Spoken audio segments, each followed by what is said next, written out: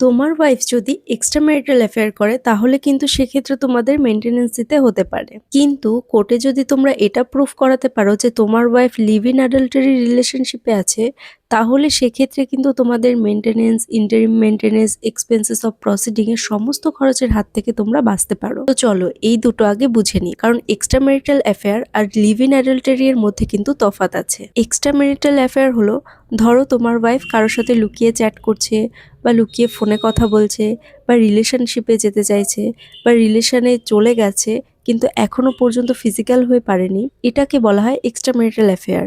এবার এই ক্ষেত্রে কিন্তু তোমাদের মেনটেনেন্স দিতে হতে পারে। এবার আসি লিভ ইন অ্যাডাল্টারি এর কথায়।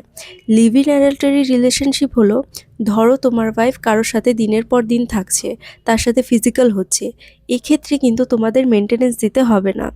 ইভেন ধরো তোমাদের এক্ষেত্রে মেনটেনেন্সের অর্ডারও চলে এলো, সেই অর্ডারটা কিন্তু তোমরা ক্যান্সেলও করতে পারো। এই বিষয়ে তোমাদের কি মতামত অবশ্যই কমেন্টে জানাও। আর এই ধরনের লিগাল আপডেট পেতে গেলে আমার চ্যানেলটি সাবস্ক্রাইব করো।